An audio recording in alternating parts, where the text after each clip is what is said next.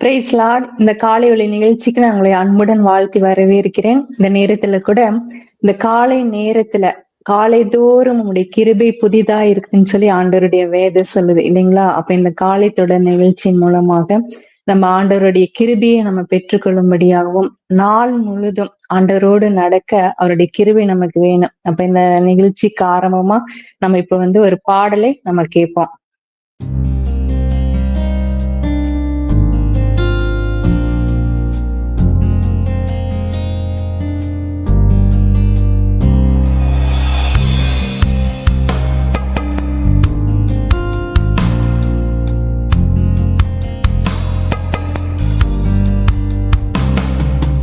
நீங்கதான் என்னை தேடி வந்தீங்க, நீங்கதான் புது வாழ்வு தந்தீங்க. நீங்கதான் என்னை தேடி வந்தீங்க, நீங்கதான் புது வாழ்வு தந்தீங்க. நீங்கதான் என் நிறைவுல, நீங்கதான் என் குறைவுல, நீங்கதான் என் நிறைவுல, நீங்கதான் என் குறைவுல, நீங்கதான் என்ன நடத்தினீங்க, நீங்கதான் என்ன நடத்தினீங்க. நீங்கதான் என்னை தேடி வந்தீங்க, நீங்கதான் புது வாழ்வு தந்தீங்க. இன்றைய நாளுக்கான நம்ம ஒரு வேத வசனத்தை நம்ம பார்ப்போமா?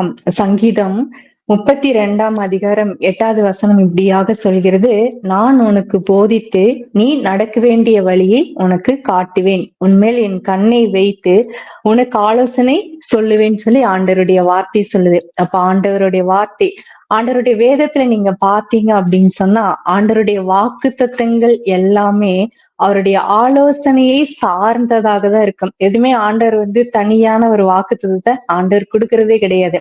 ஒரு வாக்குத்தத்தத்தை ஆண்டவர் கொடுக்குறாங்கன்னு சொன்னா அந்த வாக்குத்தத்தத்தோட சேர்ந்து ஒரு ஆலோசனை ஆண்டவர் கண்டிப்பா ஆண்டவர் வச்சிருப்பாங்க. அப்ப அந்த ஆலோசனையை நம்ம கேட்டு நடக்கும் பொழுதுதான் அந்த வாக்குத்தத்தத்தை நம்ம பார்க்க முடியும். அப்போ ஆண்டவர் சொல்றாங்க, ஒவ்வொரு நாளும் அவருடைய பாதத்துல நம்ம காலையில அவருடைய சமூகத்துல நிக்கிறோம் இல்லைங்களா? அப்ப ஆண்டவருடைய ஆலோசனை நமக்கு வெளிப்படும். ஆண்டவருடைய ஆலோசனை ஏன் நம்ம கேட்கணும் அப்படின்னு சொன்னா, நாள் முழுதும் ஆண்டவருடைய சமூகத்துல நம்ம இருக்கும் பொழுது அந்த நாளுக்கு வேண்டிய தேவனுடைய கிருபையை ஆண்டவர் நமக்கு தராங்க. நீங்க எல்லா பிரச்சனைகளும் நம்ம சந்திப்போம். அப்ப அந்த பிரச்சனையை ஒவ்வொன்றையும் எப்படி சமாளிக்கணும்னு நம்ம சொந்த முயற்சியில நம்ம ஈடுபட்டோம் அப்படின்னு சொன்னா அது ஒன்றுமே இல்லாம போயிடும். எல்லாமே டென்ஷனா இருக்கும் இல்ல? அப்ப ஆண்டவர் அதுக்குதான் சொல்றாரு, ஒவ்வொரு நாளும் முதலாவது அவருடைய சமூகத்துல நிக்கும் போது அந்த நாளுக்கான பயணத்துல ஆண்டவருடைய பிரசன்னம் நம்மோடு இருந்து ஒவ்வொரு காரியத்தையும் நம்ம எப்படி செய்யணும், என்ன பண்ணணும் அப்படிங்கிற ஒரு நிதானத்தை ஆண்டவர் நமக்கு தருவாரு. அப்போ யாருடைய காதுகள் தேவனுடைய ஆலோசனையை கேக்குதோ அவர்களுடைய கண்கள் தான் அந்த வாக்கு தத்தம், அவர் கொடுக்கிற அந்த வாக்கு தத்தத்தை நம்ம கண்கள் காணும்னு சொல்லி ஆண்டவருடைய வார்த்தை சொல்லுது. ஆலோசனை நம்ம கேட்கலன்னு வச்சுக்கோங்களேன், அவருடைய வாக்கு தத்துவத்தை நம்ம கண்கள் அதை காண முடியாது. இப்ப நம்ம டாக்டர் கிட்ட போறோம், அவர் நம்ம சுகவீனங்கள் எல்லாம் நம்ம சொல்லும் போது அவர் என்ன செய்வாரு, நமக்கு வேண்டிய அந்த மாத்திரையெல்லாம் கொடுப்பாங்க.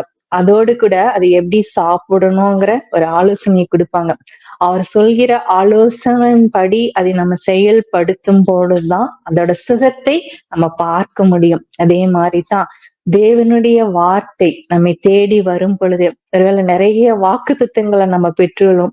இப்ப நம்ம வாக்கு தத்துவங்களை வந்தோம்னா ஆமேன்னு சொல்லி அதை வாங்கி வச்சுக்கிறோம் இல்லையா? அது நிறைவேறக்கூடிய அதை காலங்களை நம்ம கண்கள் பார்க்கணும். அப்படி சீக்கிரமா நம்ம கண் அதை பார்க்கணும் அப்படின்னு சொன்னா தேவன் கொடுக்கிற அந்த ஆலோசனைகளுக்கு நம்முடைய செவிகள் சாய்ந்தவைகளாக, நம்முடைய செவிகள் கேட்கக்கூடிய ஒன்றாக இருக்கும் பொழுதுதான் அந்த கண்கள் என்ன பண்ணுமா, கர்த்தர் கொடுக்கிற அந்த வாக்கு தத்தங்களை பார்க்கும்படியாக ஆண்டவர் அனுகிரகம் பண்ணுவார். சரி அந்த ஆலோசனை கேட்கணும், அந்த வாக்குத்தத்தங்களை நம்முடைய கண்கள் பார்க்கணும் அப்படின்னு சொன்னா அவர் நமக்கு போதிக்கணும். அவர் நமக்கு போதிக்கணும்னு சொன்னா அவருடைய சமூகத்துல யார் வந்து நிக்கிறாங்களோ, யார் வந்து அவருடைய சமூகத்துல காத்து இருக்கிறாங்களோ அவங்களுக்கு தான் ஆண்டவர் என்ன செய்வாரு, அந்த அவர் போதித்து நம்ம எப்படி நடக்குங்கிற அந்த வழியை நமக்கு காண்பித்து கண்ணை வைத்து அவர் நமக்கு ஆலோசனை அவர் கொடுப்பார். சரி, மீண்டும் ஒரு பாடலை ஒண்ணு நம்ம கேட்கலாமா?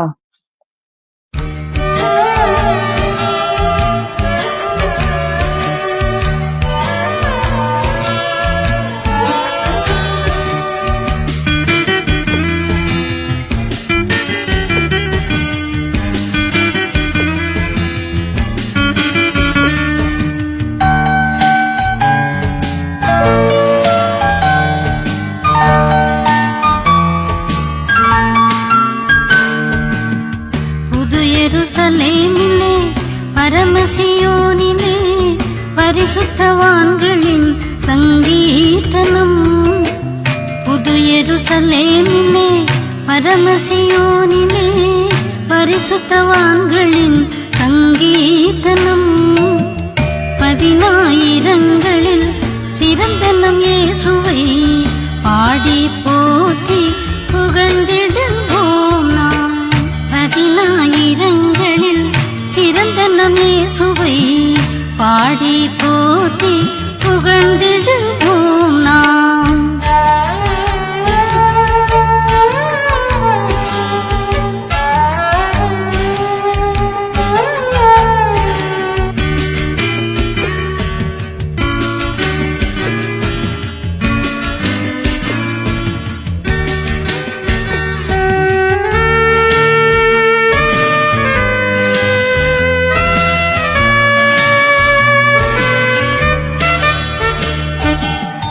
பரிசுத்த நகரத்தின் திடஸ்திவாதம், பரிசுத்த நகரத்தின் திடஸ்திவாதம். 12 கற்கள் எல்லாம் ரத்தினங்களே, பளிங்குக்கு ஒப்பான சுத்த பொன்னானதே பரலோக வாசஸ்தலங்கள். பிதாவின் வீட்டின் மாளிகைகள். புது எருசலேமிலே பரமசியோனிலே பரிசுத்தவான்களின் சங்கீதனம்.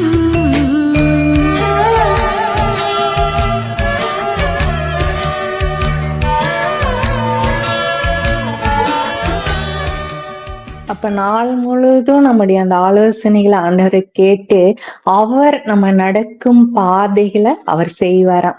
நம்ம அந்த நடக்கும் பாதைகள் ஆண்டவர் என்ன செய்வாங்க, நான் உனக்கு முன்னே போய் கோணல் ஆனவைகளை செவையாக்குவேன் அப்படின்னு ஆண்டவர் சொல்றாங்க. அப்ப ஆலோசனை கேட்கிற காதுகள் என்ன பண்ணும், அவருடைய வாக்கு தத்தங்களை கேட்கும். அந்த வாக்கு தத்தங்கள் நமக்காக என்ன பண்ணும், நம்முடைய பாதைகளை எல்லாம் ஆண்டவர் அந்த நாளுக்காக நீதியும் சமாதானமுமாய் நன்மையும், அதாவது நன்மை வந்து நம்முடைய வாழ்க்கையில கிருபையும் நன்மையும் நம்மை சூழ்ந்து கொண்டு அந்த நாள் முழுதும் ஒரு ஜெயமுள்ள ஒரு நாளாக ஆண்டவர் செய்வார். இந்த நாள் ஆண்டவர்கிட்ட நம்ம சொல்லுவோம், ஆண்டவரே நீங்க எனக்கு ஆலோசனை சொல்லுங்க, நீங்க கொடுக்குற அந்த ஆலோசனைக்கு நான் என்ன பண்ணணும், அதை அப்படியே நான் கேட்டு அதை நடக்கணும்னு சொல்லி நம்ம ஆண்டவர்கிட்ட நம்ம ஜெபம் பண்ணுவோம். அடுத்தது ஆண்டவர் கொடுக்குற அந்த ஆலோசனையை நம்ம கேட்கறது மாத்திரம் இல்ல, எனக்காக நீங்க கொடுத்த அந்த பரிசுத்த வார்த்தைகள் நிறைவேறுவதை அந்நிய கண்கள் அல்ல, என்னுடைய சொந்த கண்கள் அதை காணும்படியாய் எனக்கு உதவி செய்யுங்க அப்படின்னு சொல்லி நம்ம ஜெபம் பண்ணுவோம். அப்ப ஆண்டவர் வந்து அந்த வார்த்தையை கேட்டு ஆண்டவர் நமக்கு செய்வாரு. அப்போ ஒவ்வொரு நாளும் இந்த காலை தோறும் புதிய கிருபியை நம்ம பெற்றுக்கொள்ளும்படியா ஆண்டவருடைய சமூகத்துல நம்ம நிற்போம். ஆண்டவருடைய கிருபிகளை நம்ம பெற்றுக்கொண்டு நாள் முழுது இனிதாய் நம்ம இந்த நாளை முடிப்போம். சரி, நம்ம ஒரு சின்ன ஜெபம் ஒண்ணு பண்ணி இந்த நாளை நம்ம முடிக்கலாமா? அன்பு தகப்பனே, நமக்கு நாங்கள் நன்றி செலுத்திக்கிறோம் அப்பா. இந்த வேளையில கூட நீர் எங்களுக்கு ஆலோசனை கொடுத்து எங்களை வழி நடத்துவேன் என்று சொன்னீங்க. அப்படியாக நீர் கொடுக்கிற ஆலோசனைகளை நாங்கள் பெற்றுக்கொண்டு அதன்படி நாங்கள் நடக்கவும் உம்முடைய பரிசுத்தமான அந்த வார்த்தைகளை வாக்கு தத்தங்களை எங்களுடைய வாழ்க்கையில் நிறைவேறுவதற்கு அதை எங்க கண்கள் காண நீங்க எங்களுக்கு உதவி செய்யுங்க. எல்லா துதி கன மகிமையும் உங்களுக்கு ஏறடிக்கிறோம். இயேசுவின் நாமத்தில் பிதாவே, ஆமேன். சரி, மீண்டுமாக இன்னொரு புதிய காலை பொழுதில் உங்களை சந்திக்கிறேன். இந்த நாள் உங்களுக்கு ஒரு இனிய நாளா அமைந்திருக்கட்டும் என்று சொல்லி உங்களை வாழ்த்தி விடைபெறுகிறேன். ஆமேன்.